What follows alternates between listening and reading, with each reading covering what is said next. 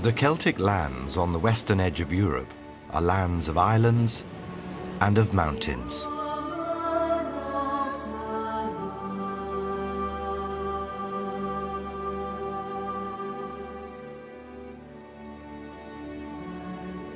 And what of the Celtic peoples?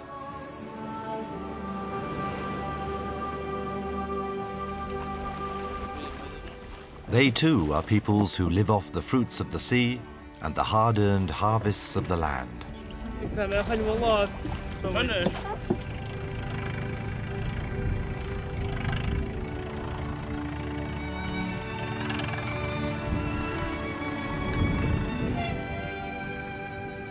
They are peoples of small rural communities, church-going, God-fearing, the speakers of dying languages. But that's just one side of the coin.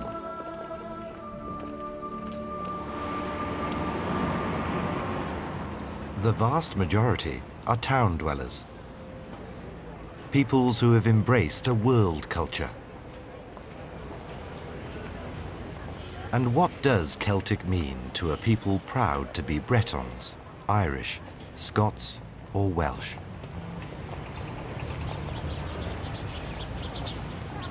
Are the Celts nothing but a romantic notion that lost its independent way long ago?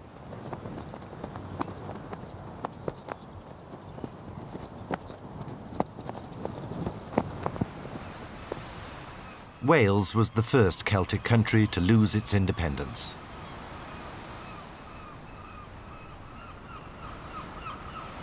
By the start of the 19th century, one parliament in London would legislate for all the peoples of the Isles.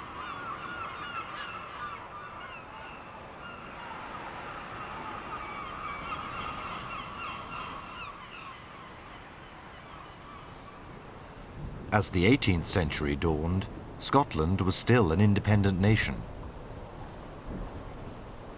In English eyes, it was, and I quote, the most barbarian country in the world.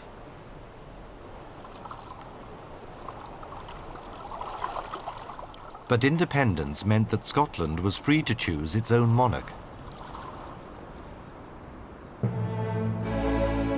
The line of Protestant Stuarts was facing extinction when Queen Anne gave birth to the last of her 19 stillborn children. With her death, who would claim the crown of Scotland?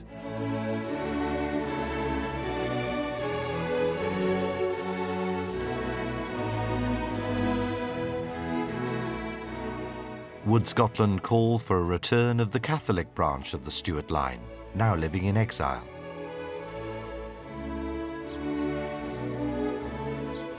At the Palace of Versailles, Louis XIV brought matters to a head when he declared his support for the Catholic Stuarts. England faced the renewal of the old alliance. The crown of Scotland could not divide the kingdom.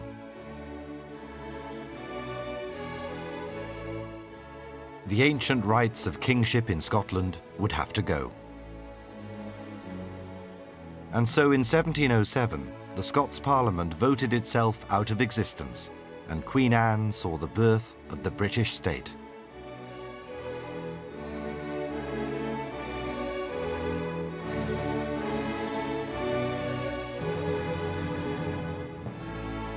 There were, in fact, riots in the streets of Edinburgh.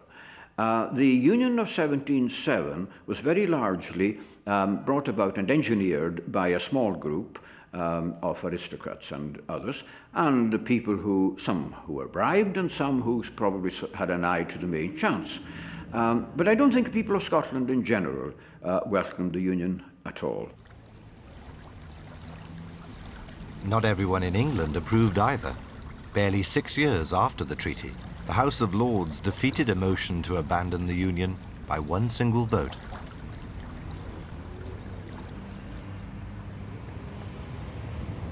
This was very much a marriage of convenience, no love match.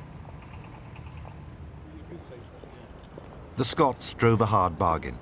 The continued existence of Scottish law and a Scottish national church were conceded.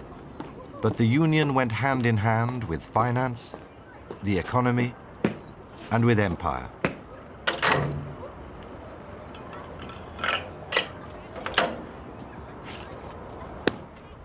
Sovereignty was the key issue at stake, but 15 of the 25 articles addressed trade and finance.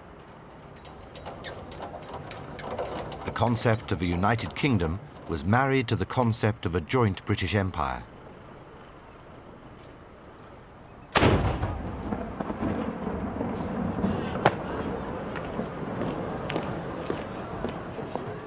This was an age when decisions were taken by the few, and in Scotland, the few could see bright visions ahead.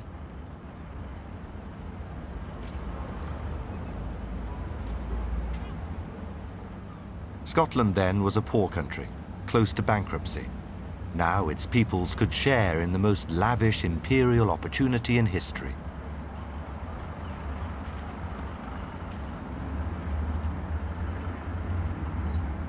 That at least was the view of the few that ruled. 95% of the Scottish population had no say in the matter. Also, it seemed, lurking in the background and in exile, there was that Catholic Stuart line. In 1715, it erupted to the foreground. This was the first Jacobite rebellion. It was directed against the new Hanoverian succession. A German was now King of Scotland, as well as England.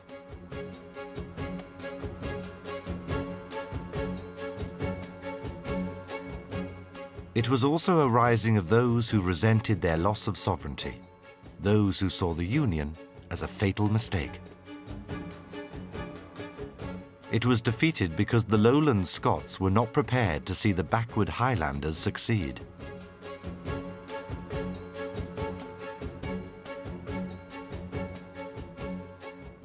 In 1745, the landing of the Young Pretender in Scotland opened the old sore. This time, it was a more serious affair, as 5,500 Highlanders marched on London. At Derby, they took the fatal decision to turn back and face their death on the moor of Culloden.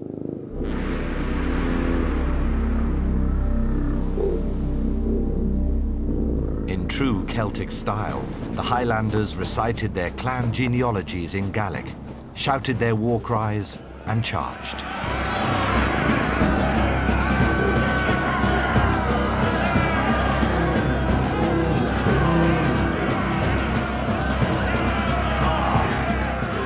They charged into an army of professionals and fixed bayonets.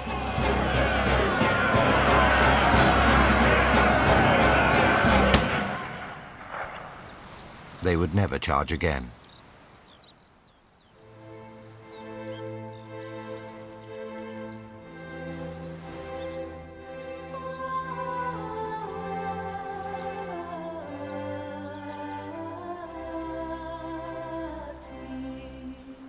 The reprisals, like the battle, have passed into Scottish folklore.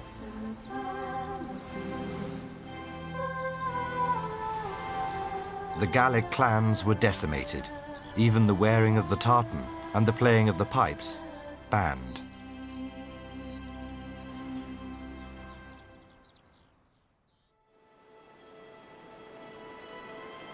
Defeat in battle was one thing. What followed was even worse.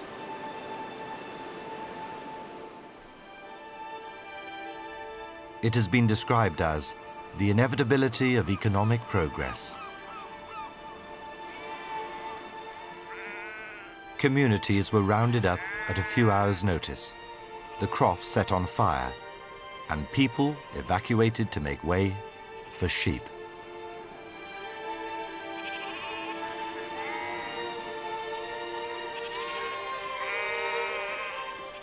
The Highland clearances had begun.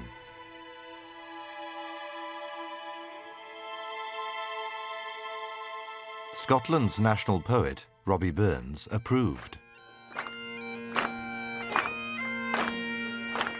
His knife, say rustic labour death, and cut you up with ready slecht. trenching your gushing entrails brecht like gunny ditch, and then, oh, what a glorious sight. His day is still celebrated by the Lowland Scots. If you wish her grateful prayer, gie her a haggis. In the Highlands, a whole way of life was decimated, its people defeated and culturally isolated.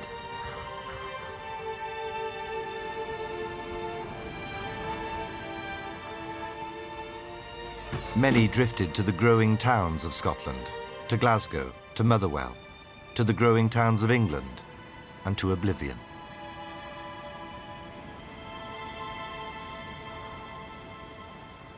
The lowlander inherited the land. The tartan was a shroud. The Industrial Revolution at first was a British phenomenon.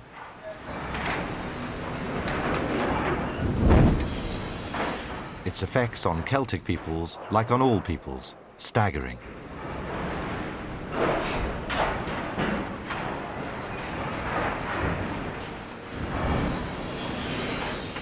Going hand in glove with the agrarian revolution, it molded a new demography.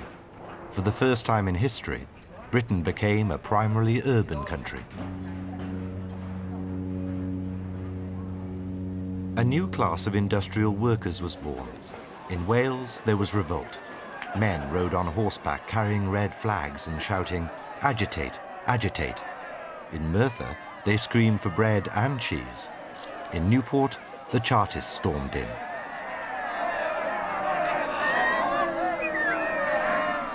Something had to be done to meet the demands of this new class. Parliament, where the new class was not yet represented, looked on the Welsh problem in one novel way. A commission was established to report on all Welsh schools, and its findings published in 3 enormous blue books. They make harrowing reading.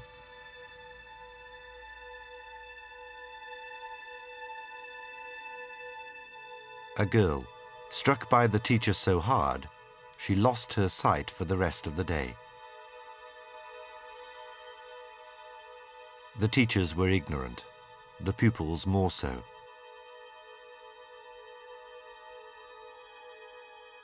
The school buildings unfit to house farm animals, let alone children.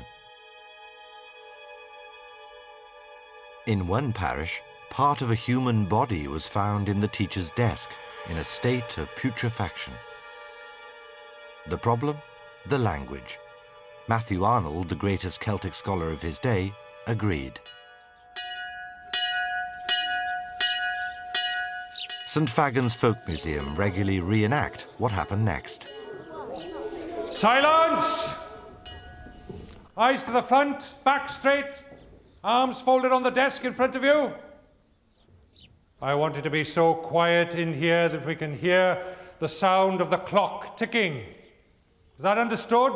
Yes, Master. Very good. Now then, we shall begin today with some mental arithmetic. Now, if you consider the distance between... Yes, boy, what do you want? He was speaking Welsh. Come forward to the front of the class. Take off your cap and give me the Welsh knot. You may now sit down. You boy, stand up. You know the rules in this classroom. If you're caught speaking Welsh, you have to wear the Welsh knot. And the child wearing the Welsh knot at the end of the day is punished by 6 strokes of the cane. Take your hat off, boy.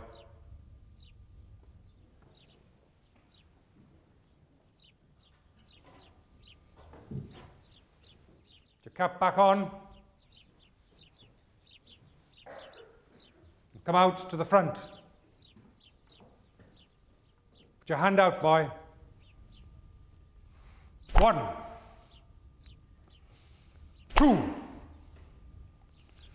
3, 4, 5, 6.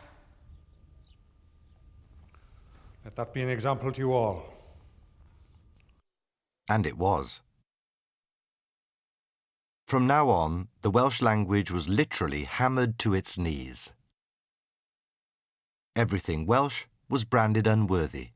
Its history, its customs, and of course its language.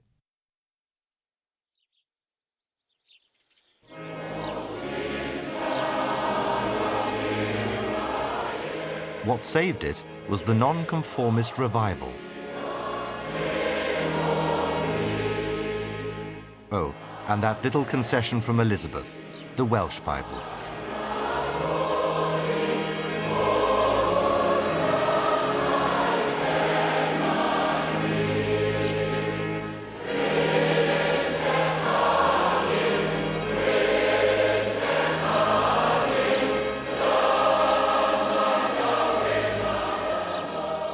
Welsh chapels with their inspirational hymns became more numerous than Norman castles and Anglican churches. And they meant more.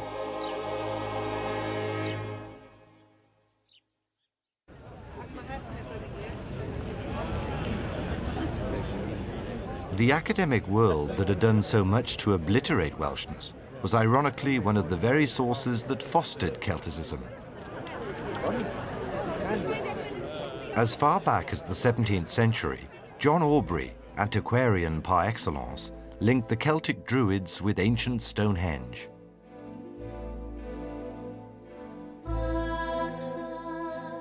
It's a link that has persisted down to our own age, despite its lack of credentials.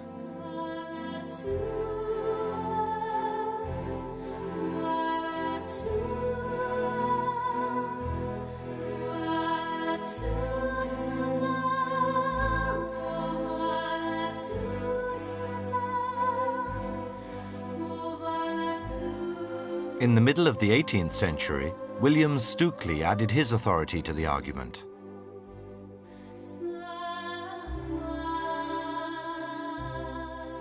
He studied Stonehenge and came to the same conclusion.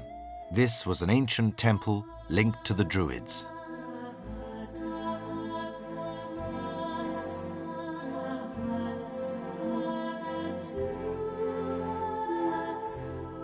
The Druids captured the imagination. But then, in 1707, the very year of the union with Scotland, the Welshman Edward Llwyd published a truly scholarly work on the Celtic family of languages. The notion of Celticness actually was an alternative group identity for all the non-English peoples of the islands. And I believe this is one of the reasons it became such a tremendously successful idea during the 1700s. It spread like wildfire from a new invention really around about 1700 to something that everybody took for granted by the early 1800s.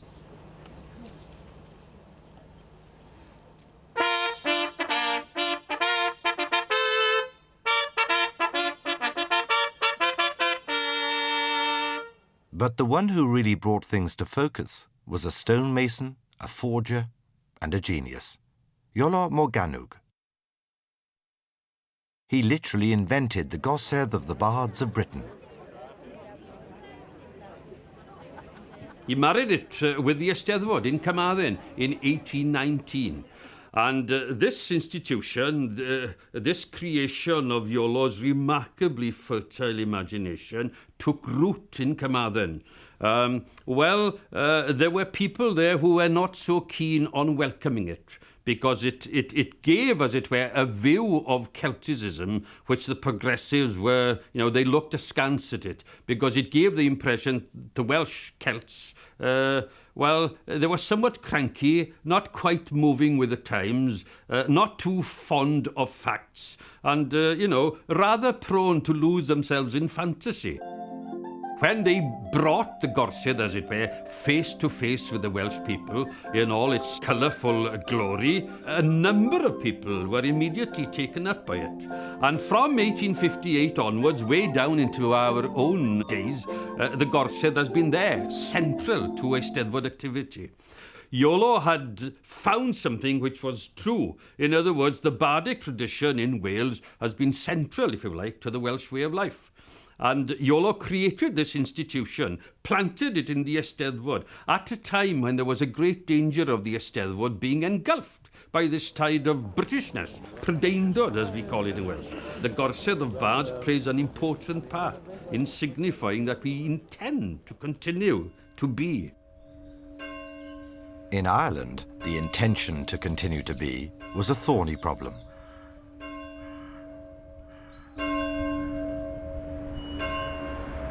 At the start of the 17th century, Ulster was the most Irish, Gaelic and Catholic province in Ireland.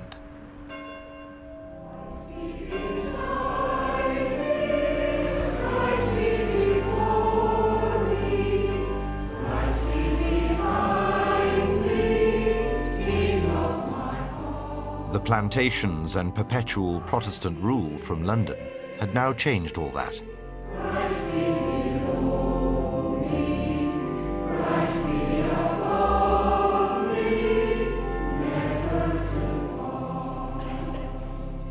The Lord be with you. Let us pray.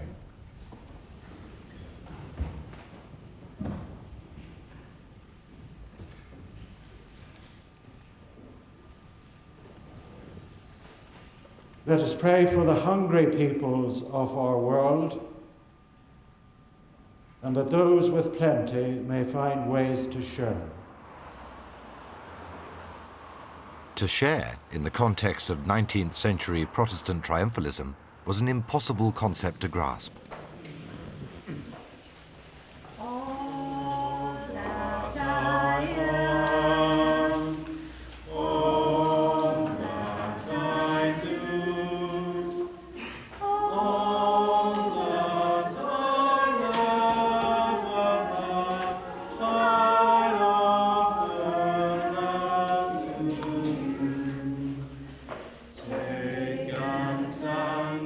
Catholics could not hold office or even purchase land within their own country.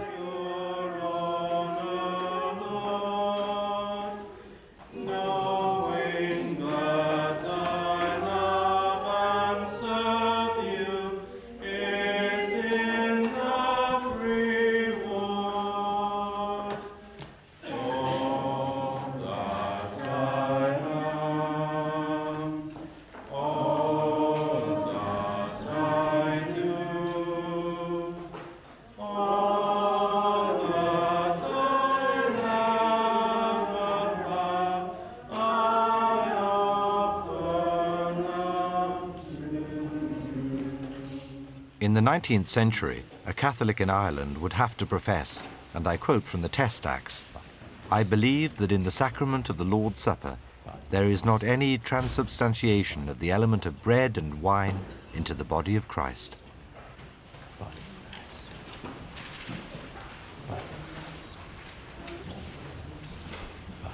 And that the adoration of the Virgin Mary or any other saint are superstitions and idolatry.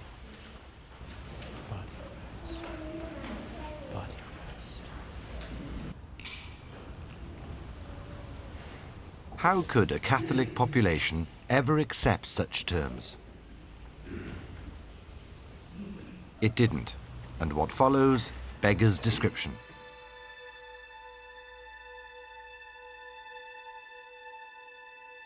The Great Potato Famine of 1846 immediately found 1 million people dying from starvation.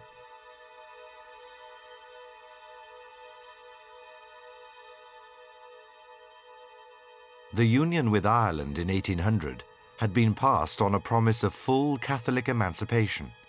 It was a promise that was not honoured.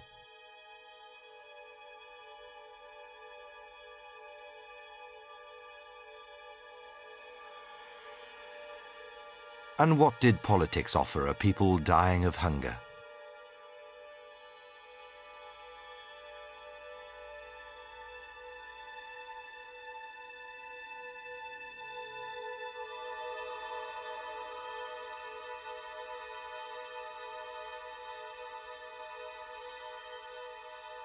The eventual repeal of the Test Acts still meant that the Irish owned no land.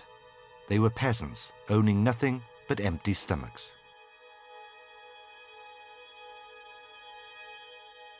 Evicted from the hovels they called homes, they joined the other dispossessed of Europe and sought a new world.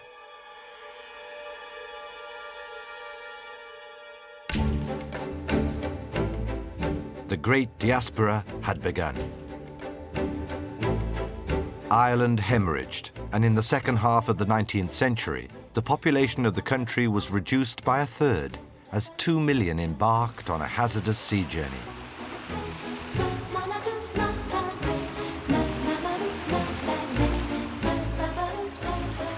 A people with no land went to a land with no people. Here in Ellis Island, America's immigration officers granted them the rights to a new life. They and thousands of Scots and Welsh who crossed the same sea, shared the same hopes, helped build their new adopted country.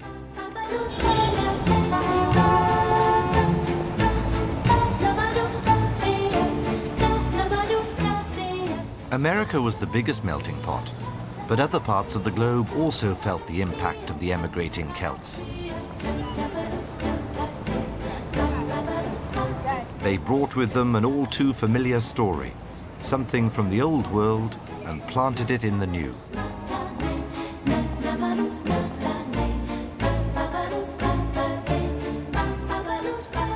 The century of the common man dawned with a Celtic population scattered as never before.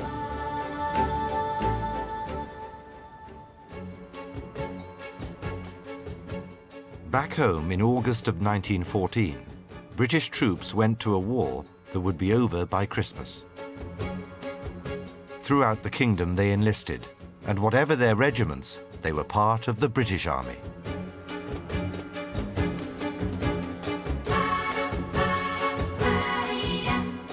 These were the lions led by donkeys to the slaughter.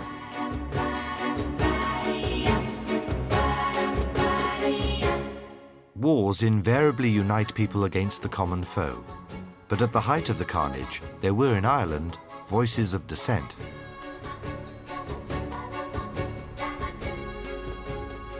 The voices were those of the educated, literate men of the day.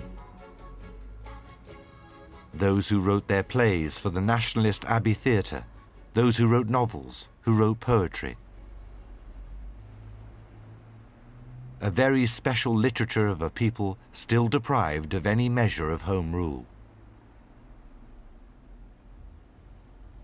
As 40% of the adult population of Ireland fought for Britain, the demands to break from it gathered steam. William Butler Yeats thundered his verses inspired by an intense nationalism. The dam broke in April 1916 with the Easter Rising. The streets of Dublin felt civil war, backed now by political thinkers like Padraig Pearse, who helped pronounce a provisional government. Its terms starkly laid out for a free Ireland. These were the new Cahoolins of the age.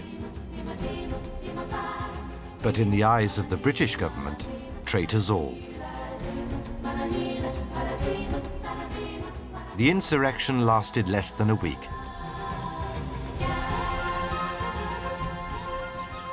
The Great War lasted 4 years, before eventually the warring sides met here.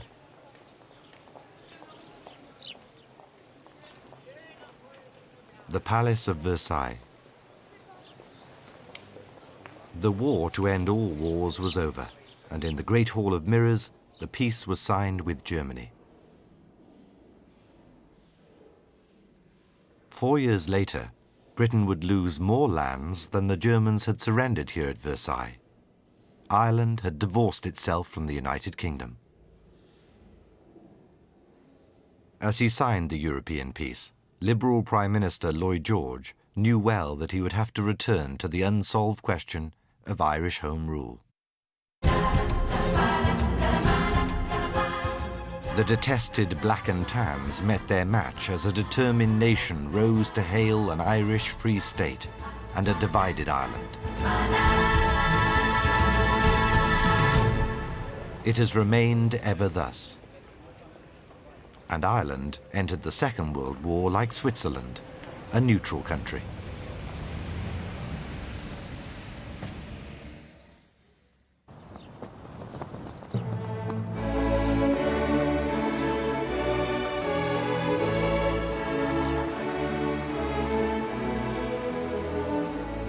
(1945), and victory had come again. In those balmy days, John Bull's chest swelled in justifiable pride. Britishness had been given an added fillip.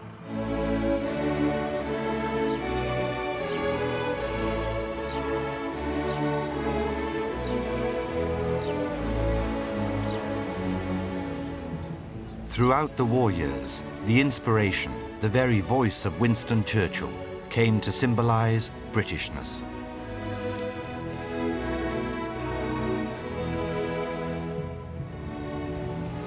The world was still painted red, the empire intact.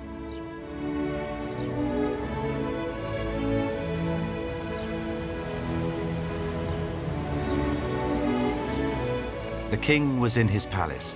The British monarchy, whose Germanic roots had been conveniently obliterated from history, was something of which the people were proud.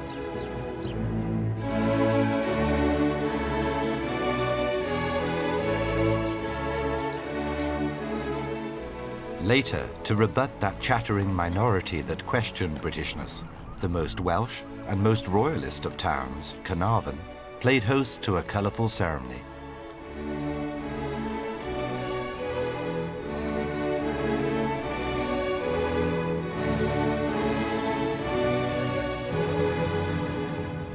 I, Charles, Prince of Wales, do become your liege man of life and limb, and of earthly worship, and faith and truth I will bear unto thee. A nation rejoiced. At least most did. There were still small voices of protest. Some felt Wales was a nation in shame. It had abandoned its history. Their prince was still Llywelyn.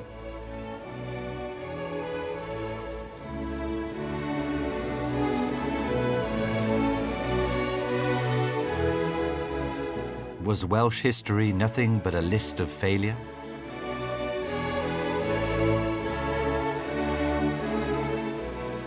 Its heroes fine in their marble place, but signifying nothing. In 1979, that minority of dissenting voices was put firmly in its place when the nation voted overwhelmingly against any semblance of devolution.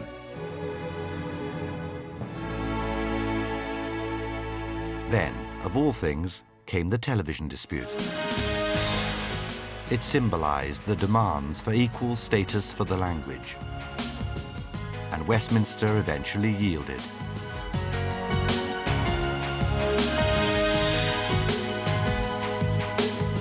Welsh Wales got its channel, and others followed.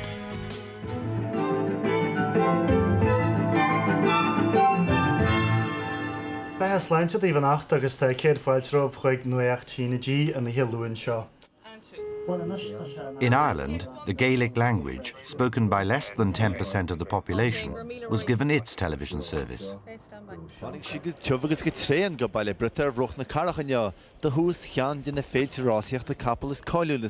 The Celts, this very programme, is now being transmitted in Scotland in Gaelic. Near Africa Bear Gordon or Honig Chimpel na Hungi Dernach, Akshay Kapel Hal McCarthy, Collins double Hogan Ross Leshka by TX1 stand by 89. By unseen, I know you're Ross morning here. By 2. In line Maiden, Glan, Green, but I was brought on some from Akui, and shake him dear Thomas away, a very shade and little some form. The dying Celtic languages of the Isles embraced a new world of mass communication and entertainment. To survive, they had to. There has also been an unbelievable resurgence in education through the medium of the Celtic tongues. Ond mae'r ddau ffyrdd dyfodol yn un mor hir, mor faith. Rwy'n syrthio eto! Wyt ti'n syrthio'n rhy gyflym ar hyd ofn? This is Celtica in Machynlleth. It's sited but a stone's throw from Owain Glyndwr's proposed 15th century site for a Welsh parliament. Deffra fachgen, ymladda! Dwi ti ddim wedi gorffen dy dasg eto. Bydd holl greaduriaid tywyll y nos yn hawlio dy enau di o syrthu di. Gweld tŷ fel hyn, tŷ crwn yw e, ac un stafell ynddo fe. Welsh history has become fashionable as never before. Tŷ crwn a dim ond un ystafell, felly fydda pawb yn rannu'r un tŷ. But with the very real attempts at awareness of a Celtic past, and therefore of a Celtic future, has come another side.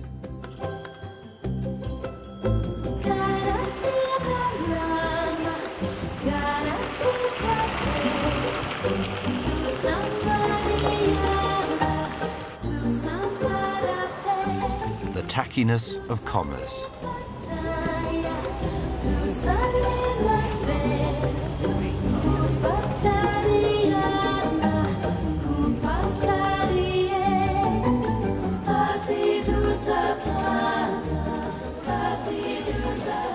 To many, this veneer is the sum totality of Celticism.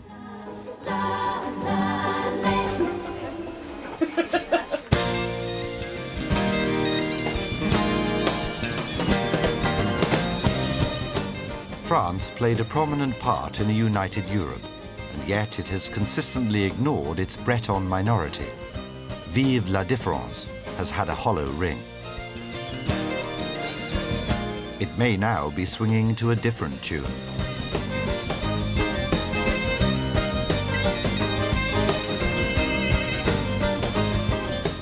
The Breton language is not yet dead and buried. The whole culture has had an injection of new life.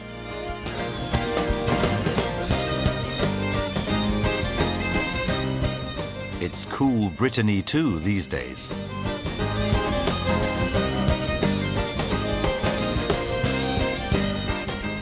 The future here may well see another Celtic revival.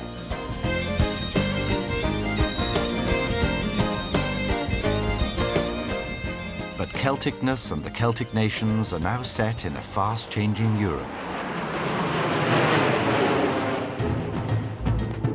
No part of the Isles has felt the impact of these changes more than the Republic of Ireland.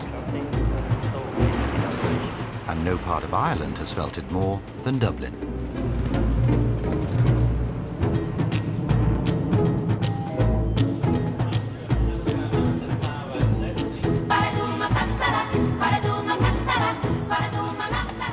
It has rocketed to become the fourth most popular city in Europe.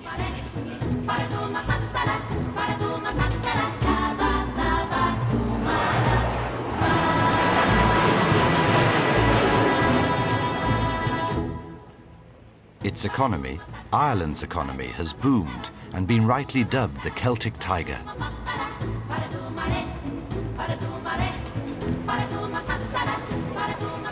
And all this has been caused by one overriding decision: Ireland's full participation in the European Economic Community. But what of Britain? I have said that I belong to the minority of people who think that the United Kingdom is nearing its end. I don't see this as some sort of tragedy. It's very much a normal process. Most political states have a limited lifespan. The United Kingdom, which is nearly 300 years old, is rather old by European standards. The United Kingdom is not a nation state. It's a composite kingdom, rather complicated kingdom, which has already begun to disintegrate with the departure of Ireland in 1922. And I think the process will accelerate.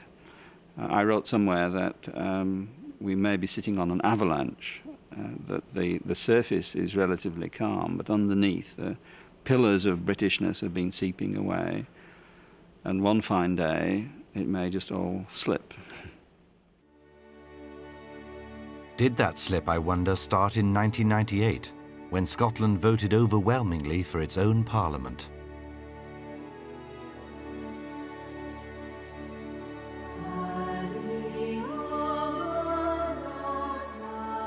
The votes cast for I agree that there should be a Scottish Parliament, 56,923, representing 79.6%. 68,711, 204,269, representing 80%. I agree that there should be a Welsh Assembly was. In Wales, it was a close call, but things they were a-changing. Nothing expressed those changes more than this. And I want to start with words I've always wanted either to say or hear someone say. The Scottish Parliament adjourned on the 25th day of March in the year 1707 is hereby reconvened.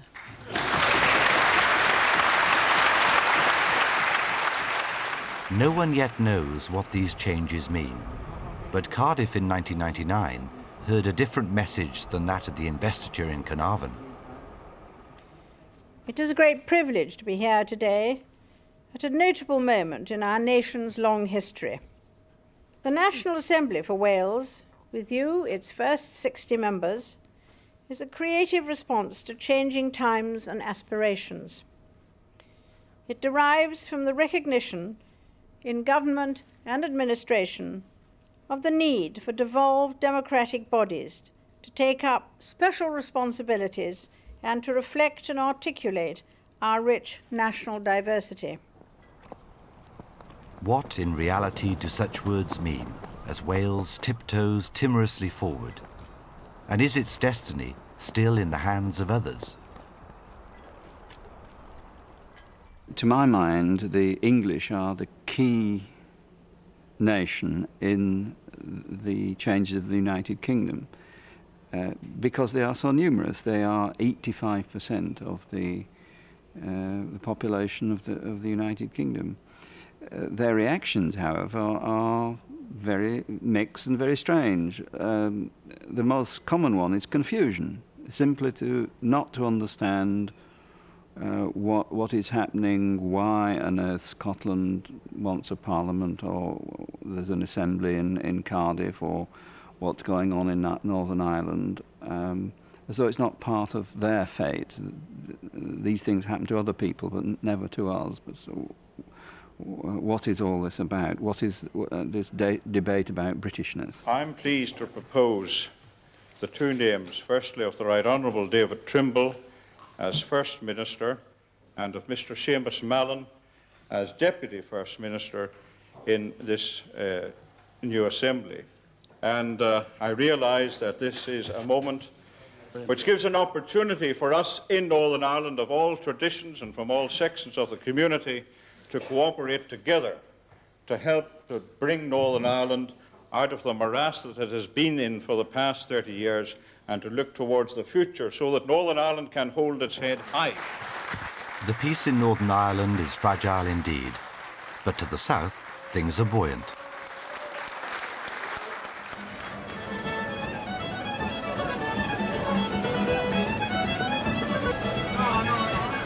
But in this confidence perhaps lies the rub of the Celtic problem.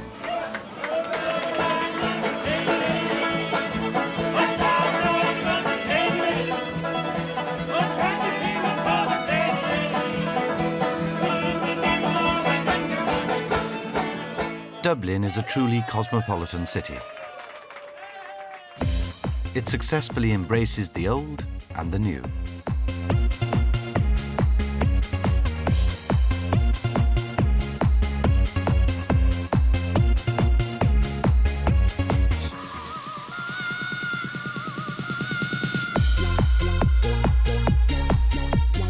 The future of the Celts is set in a world as enigmatic as themselves, a world which embraces and applauds cultural diversity, but which seems hell-bent on obliterating them.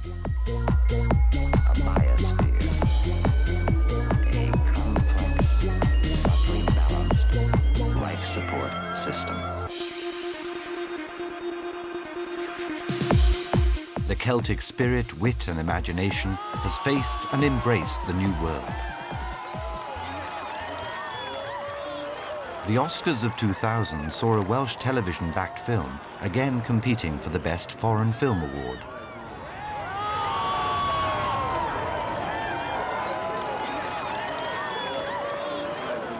Welsh stars rub shoulders with the famous.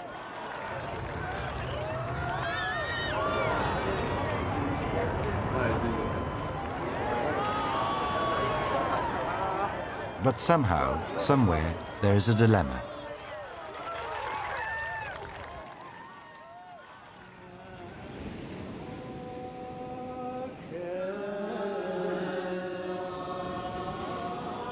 What on earth has Hollywood to do with this?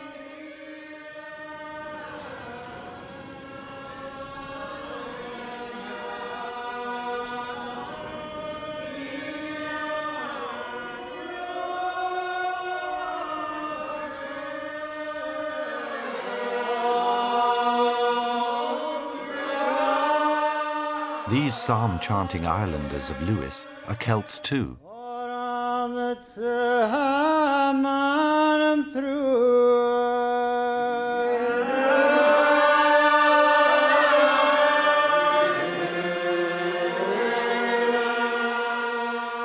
They have stuck to the old familiar ways.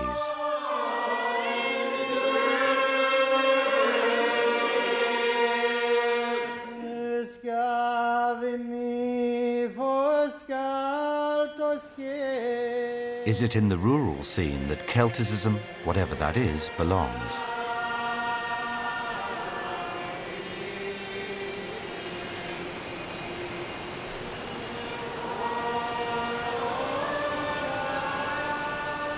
Is it a culture of yesterday, and only of yesterday, however old that yesterday may be?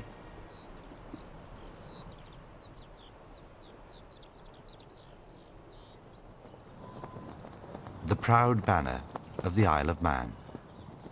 An island often neglected in the Celtic story. It has for centuries worn a mantle of some independence at least.